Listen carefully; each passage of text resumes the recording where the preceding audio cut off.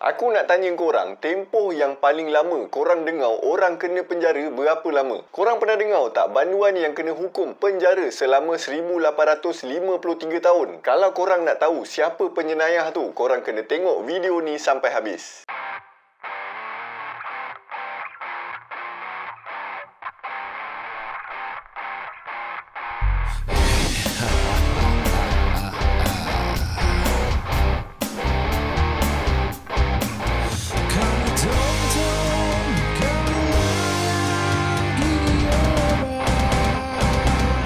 Assalamualaikum dan salam Melaka bersejarah. Memandangkan aku asyik bercerita pasal tamadun je, jadi kali ni aku nak ubah topik sikit. Hari ni aku nak cerita pasal seorang bersiri yang bernama Luis Garavito. Luis Alfredo Garavito Cubillos atau Luis Garavito dilahirkan pada 25 Januari 1957 dekat Genova, Quito, Colombia. Garavito merupakan anak sulung daripada 7 adik-beradik. Masa Garavito dilahirkan, Colombia ni dalam keadaan yang wara. Keganasan dekat Colombia ni makin menjadi-jadi bila rampasan kuasa berlaku dan Presiden Gustavo Rojas Pinilla digulingkan pada 10 Mei 1957. Maka terjadilah pelbagai kejadian perang saudara yang berlaku dekat Colombia, termasuklah pertempuran antara Medellin Cartel yang diketuai oleh Pablo Escobar dengan kerajaan Colombia yang dibantu oleh kerajaan-kerajaan lain. Kenapa aku cerita pasal keadaan kat Colombia ni? Okey, kejap lagi korang akan faham lah kenapa. Sekarang kita balik pada kehidupan Luis Garavito. Garavito ni dilahirkan dalam keluarga yang huru-hara dan mak bapak dia sangatlah kejam. Bapak Garavito ni seorang kaki botol dan kaki pukul. Bapak dia selalu bantai mak dia walaupun masa mak dia tengah mengandung. Garavito dengan adik-adik dia dikatakan selalu secara oleh mak bapak dia orang. Yang tambah lagi malang, Garavito ni pun selalu kena bantai dengan cikgu dekat sekolah. Masa tu, amalan bantai anak murid ni masih dibenarkan dekat sekolah. Tak macam sekarang lah. Sekarang kau usik anak murid sikit, mak bapak yang datang sekolah bantai cikgu. Disebabkan suasana dekat rumah dengan kat sekolah macam haram, Garavito ni pun berhenti sekolah masa umur 11 tahun. Garavito dikatakan telah dan 2 kali oleh 2 lelaki berbeza masa umur dia 12 dan 15 tahun. Masa umur dia 16 tahun, Garavito telah ditangkap untuk kali pertama. Dia telah didakwa seorang budak lelaki tapi dibebaskan lepas buat pengakuan yang dia tak berniat pun nak buat sebarang jenayah. Disebabkan kes tu, bapak Garavito pun halau dia keluar daripada rumah dan dia pun jadilah gelandangan. Garavito pun bekerja sebagai pembantu kedai runcit dan menjalinkan hubungan dengan seorang ibu tunggal. Tapi sepanjang 70-an, Garavito dikatakan selalu pergi dekat satu kawasan dekat Colombia yang terkenal dengan pemerdagangan kanak-kanak. Tambah pula perang saudara yang berpanjangan dekat Colombia yang aku cerita tadi tu telah menyebabkan ramai rakyat Colombia ni jadi gelandangan. Kebanyakan gelandangan ni terdiri daripada golongan kanak-kanak disebabkan mak bapak dia orang hilang atau mati. Jadi kalau budak-budak ni hilang pun tak ada siapa tahu dan tak ada siapa pun nak ambil tahu. Masa ni Garavito dua-dua jantina, tak kisah kanak-kanak lelaki ke perempuan ke, tapi dia lebih suka kanak-kanak lelaki. Pada tahun 80-an, ketagihan dan kecenderungan Garavito terhadap kanak-kanak lelaki ni makin menjadi-jadi. Tambah pula, dia pun ada perangai panas baran dan kaki botol macam bapak dia juga. Bak kata pepatah, like father like son.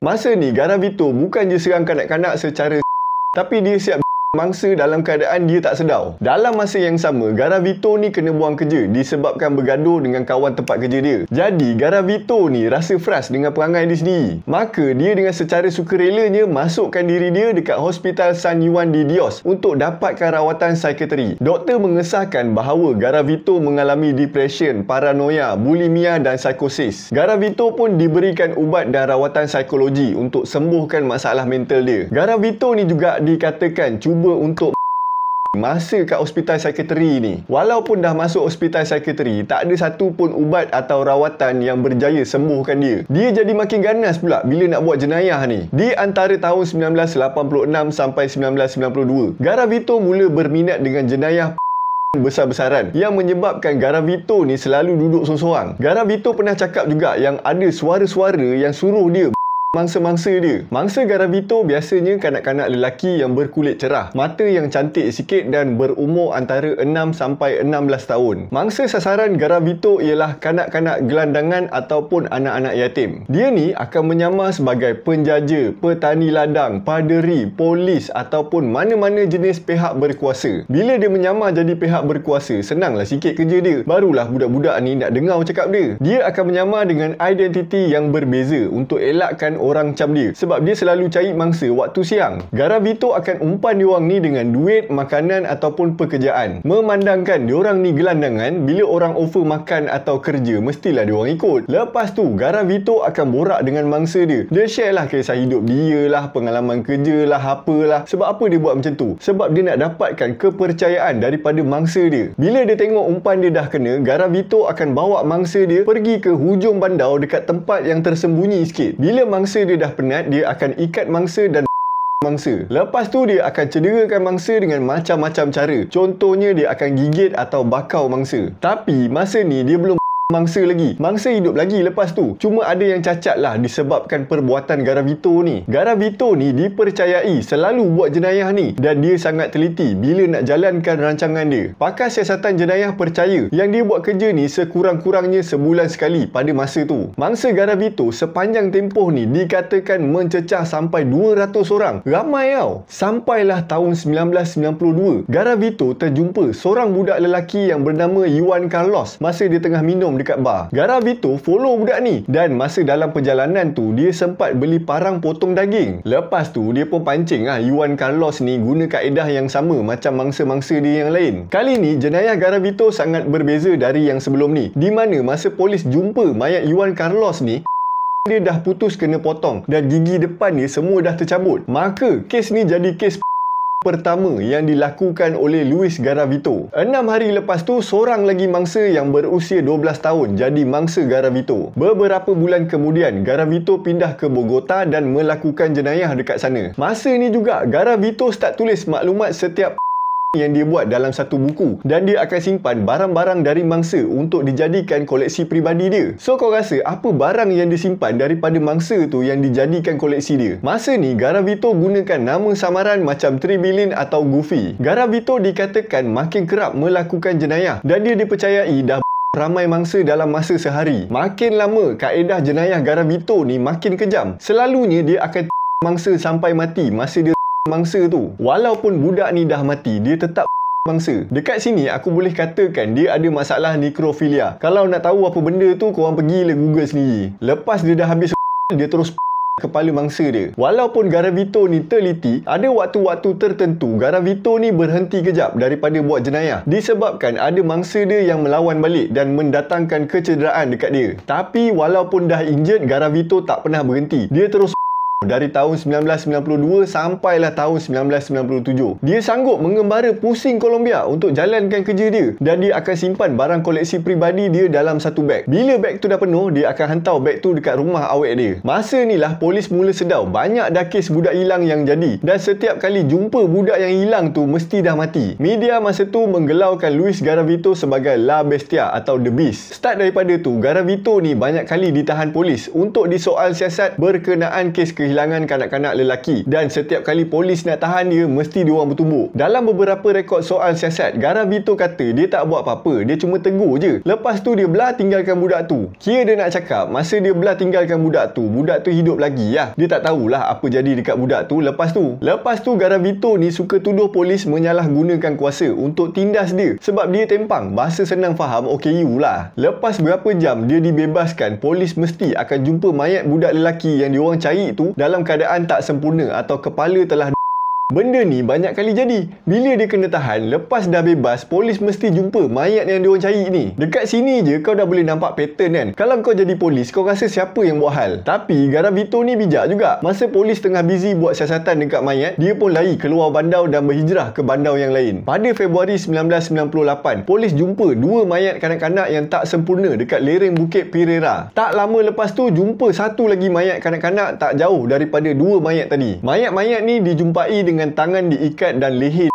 Senjata juga dijumpai dekat kawasan berdekatan. Semua mayat ni dipercayai kena secara dengan cara yang sama oleh orang yang sama. Lepas siasatan lanjut, polis jumpa satu nota yang bertulis alamat yang membawa pihak polis ke rumah awek Garavito. Bila polis rebu rumah awek dia bagi beg trofi dengan buku catatan Garavito. Dalam salah satu beg trofi Garavito, polis jumpa gambar-gambar mangsa, buku catatan dan barang peribadi bangsa. Lepas dah jumpa tu, polis pun letakkan profil Garavito dalam senarai orang yang dikehendaki. Pihak polis pun tunggu Garavito balik rumah untuk tangkap dia. Tapi Garavito ni terus hilangkan diri. Tak lama lepas tu, Garavito telah ditangkap dekat sebuah kawasan pada 22 April 1999 sebab cuba nak buat serangan.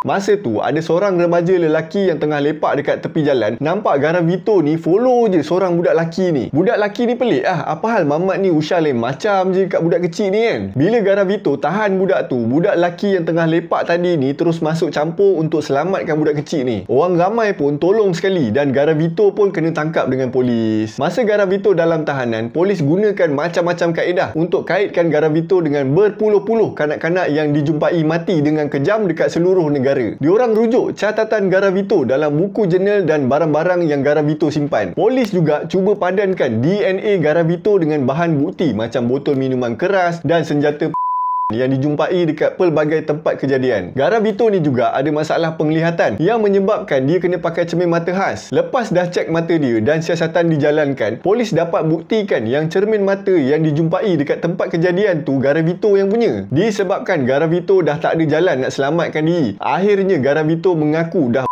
147 orang kanak-kanak lelaki di 54 bandar yang berasingan di Colombia, tapi kebanyakannya dekat Pereira. Garavito juga mengaku yang dia tanam mayat-mayat mangsa ni dekat satu kubur yang tak bertanda. Dia siap lukis peta lokasi kubur tu, mat. Pihak polis terus cari bukti yang boleh kaitkan Garavito dengan 172 lagi mangsa yang lain. Polis percaya mangsa jenayah Garavito ni mungkin dah mencecah 400 orang dan usaha untuk kaitkan mangsa dengan Garavito ni masih dijalankan sampai ke hari ini. Undang-Undang Colombia menetapkan hukuman penjara 13 tahun untuk setiap kes.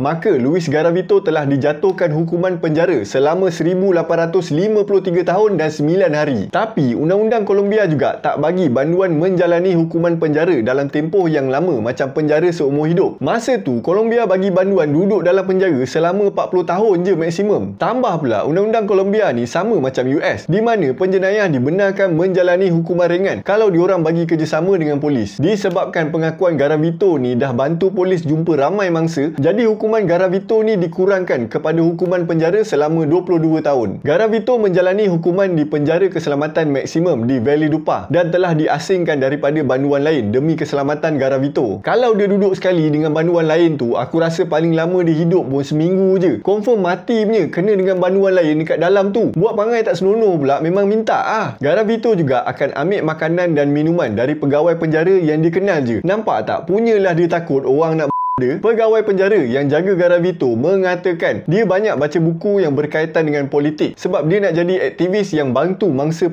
kanak-kanak bila dah keluar penjara nanti. Aku rasa kenapa dia niat nak jadi aktivis kanak-kanak ni sebab dia tahu disebabkan dia kena masa kecil lah dia jadi macam tu. Tapi aku tak tahulah kalau ada NGO yang nak terima dia jadi aktivis. Garavito telah disahkan mengidap penyakit leukemia pada tahun 2020 dan dia sentiasa berulang-alik dari hospital sepanjang tahun tu. Pada tahun 2021, Garavito telah membuat rayuan terbuka untuk dibebaskan dari penjara kerana berkelakuan baik. Selain tu, dia cakap yang dia sentiasa hidup dalam ketakutan masa dekat penjara sebab takut kena dengan banduan yang lain. Tapi hakim tolak rayuan dia sebab dia fail untuk jelaskan bayaran denda dekat keluarga mangsa yang bernilai $41,500. Walaupun rayuan dia ditolak, Garavito diberikan kelayakan untuk parol pada tahun 2023, iaitu tahun ni. Parol ni maksudnya pembebasan awal dari tempoh yang sepatutnya sebab berkelakuan baik dalam penjara. Aku tahu apa yang korang rasa bila dengar dia akan dibebaskan. Bukan korang je rasa macam tu. Rakyat Colombia pun tak setuju Garavito dibebaskan. Walaupun kesihatan Garavito makin teruk, diorang rasa benda ni tak adil sebab Garavito cuma dipenjarakan selama 25 tahun sahaja, sedangkan dia kena hukum penjara selama 1853 tahun, hukuman penjara paling lama dalam sejarah Colombia. Rakyat Colombia rasa yang Garavito tak layak untuk dibebaskan sebab mangsa Garavito ni terlalu ramai, dah mencapai 3 angka. Disebabkan kes Garavito ni juga, Undang-Undang Colombia digubal semula dengan meletakkan hukuman penjara maksimum jadi 60 tahun. Begitulah kisahnya seorang